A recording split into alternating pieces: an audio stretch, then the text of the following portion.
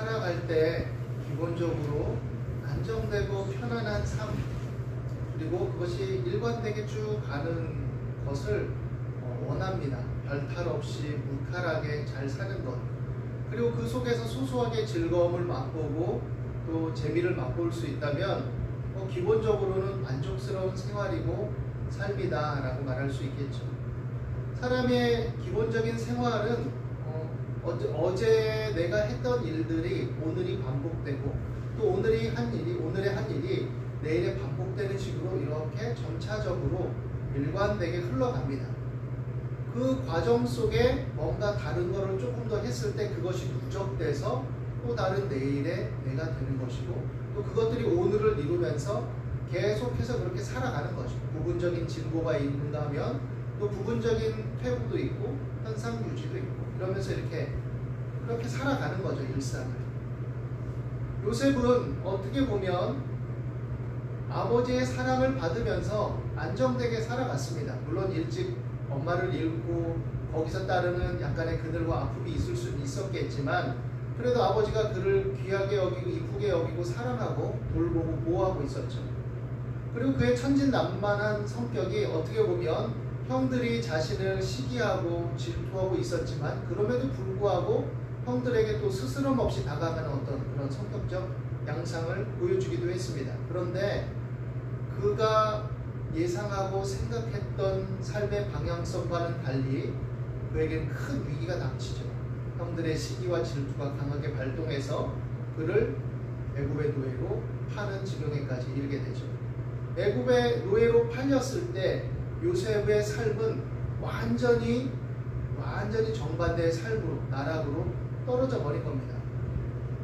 노예로 살면서 언어도 잘 모르고 문화와 관습에도 익숙치 않은 곳에서 내가 살아오던 삶의 방식들을 다 바꾸고 살아가는 게 쉬운 일은 아니죠. 그러나 요셉은 그 마음의 성정 속에 하나님을 경외함이 있었고 성실하게 생활했습니다. 충직한 사람이었습니다.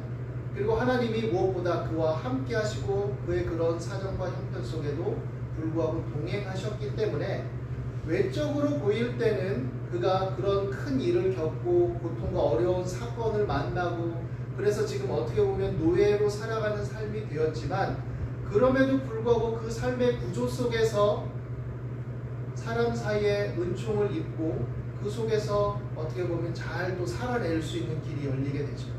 그래서 그를 노예로 삼았던 군대 장관 보디발의 어떤 총애를 받게 되었고, 그래서 재반 사부를 집안을 다 자유롭게 관리하고 관장할 수 있는 것을 일입받게 되죠. 그러나 그 아내의 요사스러움으로 이 요셉은 누명을 쓰고 결국 감옥에 갇히게 됩니다. 감옥에 갇히니 요셉은 얼마나 고통스럽고 괴롭고 또 화가 났겠습니까? 그가 올바른 선택을 하고 올바른 결정을 내리고 또 주인과 자신의 삶에 있어서 자기 양심에 있어서 또 하나님 앞에서 양심에 거리낄 것도 없고 또 올바른 선택을 했음에도 불구하고 그에게 다가온 것은 오히려 반대의 결과죠. 치졸하고 치욕적인 누명을 썼고 그 죄명을 갖게 됐고 또 고통스럽고 괴로운 상황과 환경에 떨어지게 된 것이죠. 사람이 올바른 길을 가고 바른 결정을 하고 또 합당한 삶의 태도를 견지한다고 해서 항상 그에 맞게 보상과 결과가 주어지는 것은 아닌 것 같아요. 살다 보면 굉장히 부조리한 일들이 있습니다. 나는 정직하게 했는데, 나는 진실하게 했는데, 나는 성실하게 했는데, 나는 열심히 했는데 그에 걸맞는 보상과 결과가 주어지지 않죠. 물론 어떻게 보면 두 가지 양상에서 우리가 단순화시켜서 좀 생각해 볼 수 있겠죠. 요셉이 형들의 잘못을 정직하게 성실하게 아버지에게 보았을 때 그는 정직하고 성실하게 얘기한 것이긴 했지만 아버지의 명을 따라서 형들에 대한 배려나 긍휼이나 관계에 대한 어떤 이해가 좀 미흡했다고 볼 수 있습니다. 현실적인 차원에서 볼 때. 그렇죠? 살아가는 삶에 있어서 항상 옳다고 해서 그 올바름이 올바르게 적용되진 않거든요. 그러니까 긍휼이 있어야 되고 연민이 있어야 되고 이해가 있어야 되고 기다려줌이 있어야 되고 양해가 있어야 되고 조율이 있어야 되고 조절이 있어야 되는데 나는 옳았어, 나는 성실했어, 나는 잘했어 라는 것 그거 하나 나의 주관적 진실과 판단이 항상 관계적인 관점에서 공동체에서 옳게 적용되는 것은 아니라는 것을 좀 생각해 봐야 돼요. 때로는 내가 정직하게 올바르게 한마디 한 것이 약하고 부족한 사람의 마음에 상처를 주거나 전체 그것을 다 알고 있으면서 기다려주고 참아주고 있던 사람들이 어떻게 보면 있었음에도 불구하고 내가 그것을 의롭다고 얘기한 것을 인해서 균열이 일어날 수도 있고 또 문제가 생길 수도 있는 거죠. 인간 삶은 다층적입니다. 인간의 삶이라는 것은 그렇게 단순하지가 않아요. 그래서 지혜가 필요한 것이고 정의와 공의도 필요하지만 긍휼과 연민과 사랑도 필요한 것이고 또 당장에 해결할 수 있을 것처럼 보이지만 그게 잘 안 되는 상황과 사람을 인해서 기다려주는 것도 필요하고 유예하는 것도 필요한 것이죠. 물론 지금의 요셉처럼 바르게 진실하게 또 우리가 봤을 때 흠잡을 데 없이 그렇게 했음에도 불구하고 이렇게 고난을 겪고 억울한 일을 당할 때도 있는 것이죠. 이 속에서 요셉은 하나님을 경외하고 하나님을 믿었기 때문에 그래도 붙들고 흔들리지 않는 면모를 보입니다. 성경에 물론 요셉이 항상 하나님을 바라본 사람처럼 그려지지만 어떻게 보면 모든 일상이나 모든 심리적인 변화를 다 그리고 있는 건 아니죠. 그래서 우리가 좀 생각해 볼 수 있습니다. 사람이라면 감정의 기복이라는 게 있고 그때 상황과 현실 속에서 마음의 슬픔이나 분노나 아픔이 밀려올 수도 있었을 거예요. 그래서 때로는 요셉이 그래도 하나님을 경외하고 하나님께서 자기에게 주신 약속이 있고 또 오늘날로 표현한다면 우리 신앙인들에게는 하나님의 약속의 말씀이 있고 믿음이 있고 기도할 수 있고 뭐 이렇다고 하지만 그러나 변하지 않는 이 현실 그리고 내가 한 거와 정반대의 결과 이런 것들을 인해서 굉장히 분노가 일어날 수도 있고 상처가 있을 수도 있고 슬플 수도 있어요. 우울할 수도 있고 그래서 때로는 혼자 울부짖을 수도 있습니다. 하나님, 나는 하나님을 믿고 하나님 내게 약속하신 게 있고 나는 그 꿈을 믿기 때문에 견디고 있는데 이게 뭡니까 도대체? 내가 노예로 팔린 것, 죽을 위기에서 노예로 팔린 것도 사실은 굉장히 내 인생의 내 정신의 충격이고 상처고 아픔이며 또 내가 믿었던 그렇게 애착을 가졌던 아버지와 형제들의 배신을 또한 겪었는데 이게 무슨 일입니까? 또 이런 상처를 겪게 하십니까? 라고 하면서 그는 자포자기 하는 마음이 생길 수도 있었겠죠. 그러나 요셉은 어쨌든 붙잡았습니다. 때로 마음이 심란하고 감정의 기복이 생기고 울그락불그락 할 때도 있고 막 의심과 회의도 들고 했지만 그러나 요셉은 하나님을 붙들었죠. 그리고 자신을 성찰했을 것입니다. 자신을 돌아보고 또 생각하고 그리고 자신에게 주어진 것 속에서 그래도 어떤 면에서는 긍정적인 것들을 취했던 것으로 보입니다. 보디발 장관의 집에 있을 때에 그가 노예, 그것도 히브리 노예로 잡혀온 자에 불과했고 뭐 노예 중에도 말단에 불과했지만 그가 주어진 작은 일들이라도 성실히 하고 진심으로 하고 바르게 했을 때 그가 그 재반을 다 담당하는 가정총무처럼 또한 신임을 받았다는 것을 기억하며 그는 감옥에서도 자신의 삶을 망치지 않고 자신의 어떤 믿음의 발현으로서 성실하게 행했던 것처럼 보입니다. 그래서 어떤 우연한 계기가 돼서 애국 왕의 그 두 측근이었던 술 맡은 관원장과 떡 굽는 관원장이 어떤 정치적인 문제로 들어오게 되었을 때 그들을 시중드는 사람으로 간수장에 의해서 또한 일을 맡게 되고 또 그리고 그 속에서 그들의 안색을 살피기까지 하면서 진심으로 성실하게 대했던 것이죠. 이런 태도는 참 귀한 거죠, 사실. 그리고 그러는 가운데 이제 안색이 이상한 거를 근심에 비치는 것을 보고 나서 그들의 꿈 이야기를 듣고 그 꿈을 하나님의 지혜를 통해서 해석하게 되죠. 그리고 그 해석한 바에 따라서 술 맡은 관원장은 복직이 되고 떡 맡은 맡은 관원장은 사형을 당하게 됩니다. 그리고 요셉은 이것을 이미 알았기 때문에 술 맡은 관원장에게 당신이 회복되었을 때에 나의 억울한 사정을 알고 나를 기억해달라고 얘기하죠. 그런데 술 맡은 관원장은 요셉을 기억하지 못하고 그를 잊었습니다. 자신이 어떤 문제 해결을 위해서 요셉의 접촉이 되고 그대로 되는 이 과정들은 기쁘게 취했으면서도 자신이 좋게 되고 편하게 되고 잘 되었을 때 어떻게 보면 감옥에 갔던 사실을 자기는 잊고 싶었을지도 모르죠.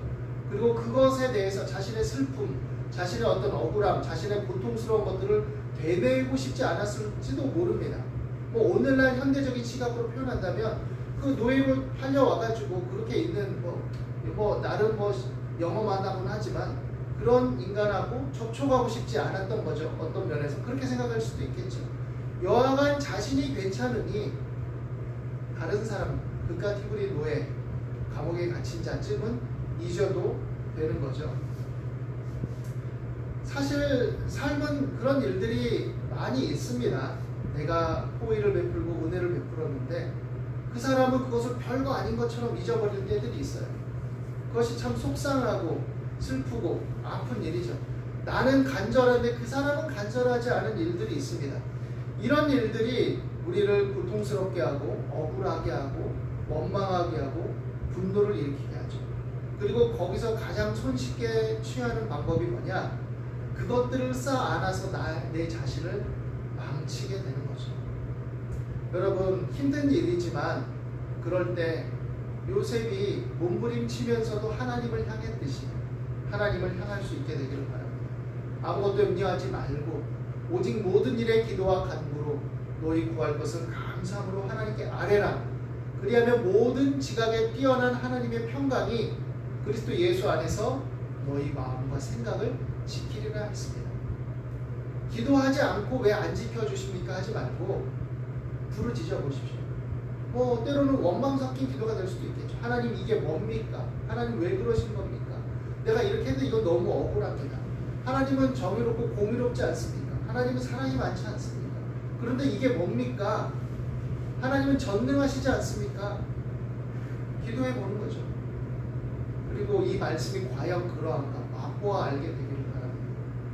모든 지각에 뛰어나다는 것은 모든 이해를 초월한다는 거예요. 인간의 합리성, 과학적 사고방식, 인간의 어떤 여러 가지 삶에 자신이 겪었던 경험치에 의한 여러 가지 판단의 확실함들, 이런 것들조차도 하나님 다 뛰어넘어서 내 마음에 위로와 평강을 주시고 나를 이끌어 주시고 붙들어 주신다는 거죠.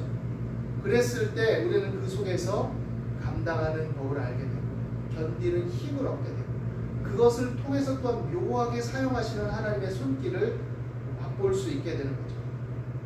삶이라는 게 참 되게 웃깁니다. 어떻게 보면 수학 공식처럼 1 더하기 1은 2 이렇게 떨어지는 게 아니에요. 이것을 했으면 이것에 대한 결과가 나와야 되는데 결과가 나오지 않을 때도 있고 오히려 반대가 될 수도 있고 때로는 전혀 엉뚱한 일들과 만나서 그 일을 통해서 다른 일이 파급되어질 수도 있는 것이죠. 상관없는 일들이 연결될 때가 있는 거죠.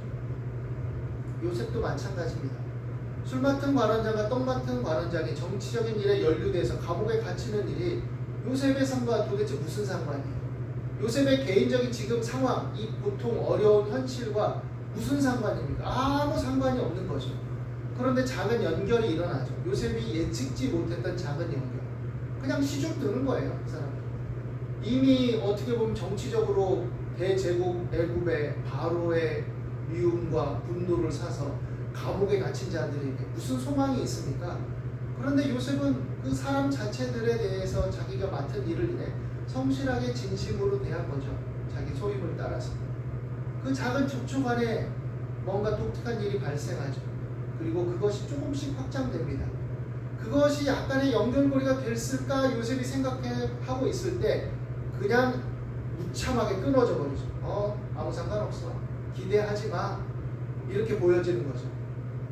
아무 일도 일어나지 않습니다. 만 2년 동안. 그래서 요셉은 끝이다 라고 잊어버릴 정도. 이제는 아무것도 없구나. 내가 여기서 나갈 방법이 없나. 하나님 어떻게 하실 겁니까? 라고 침묵과 고민과 어떻게 보면 번뇌 속에 그냥 신라 같은 희망으로 하나님만을 붙들고 어쨌든 하나님이 약속하셨으니까 어쨌든 하나님이 그 꿈을 통해 내게 말씀하셨으니까 그거밖에 나는 붙들 게 없다라고 생각하는 지경에 이르죠. 왜냐면 현실은 뭔가 일어날 수 있는 조짐이 아무것도 없는 거예요. 꽉 막혀 있는 거죠. 뭘 할 수 있습니까? 감옥 안에서 노예로 잡혀온 자가 그것도 주인의 아내를 겁탈하려 했다는 누명을 쓴 그 죄복을 가진 사람이 도대체 뭘 할 수 있습니까? 간수장이 조금 알아준들 그 시대장의 그 보디발 장군의 어떤 그 힘과 권세를 뛰어넘어서 자기가 뭘 해줄 수 있는 것도 안 되고 해줄 필요도 없고 그냥 요긴하게 쓰면 그만인 거죠. 그러니 요셉에게는 아무 소망도 없는 거죠. 다만 하나님만을 목마르게 바라보고 붙들 수밖에 없는 거죠.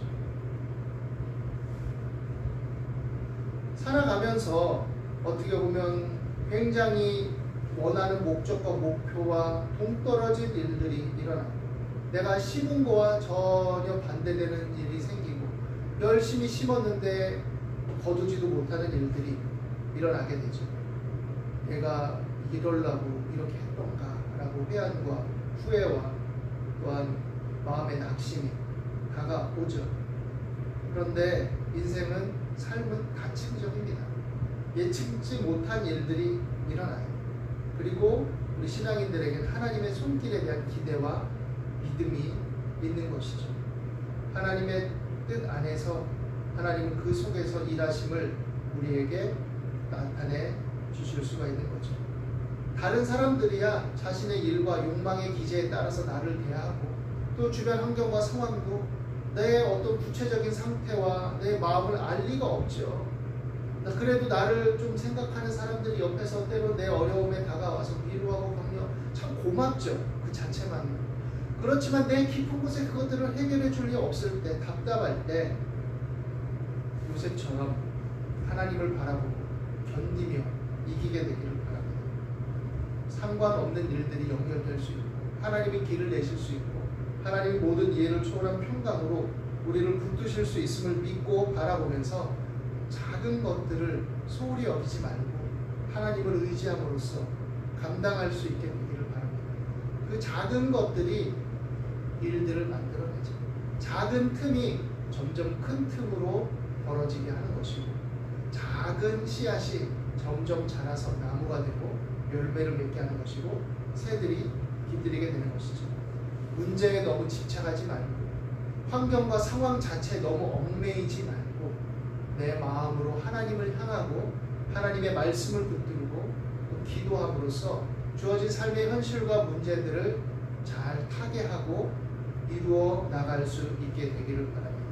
그리할 때 하나님을 사랑하는 자 곧 그 뜻대로 부르심을 입은 자들에게 모든 것이 합력하여 선을 이루는 하나님의 역사와 은혜가 임하게 되는 거죠.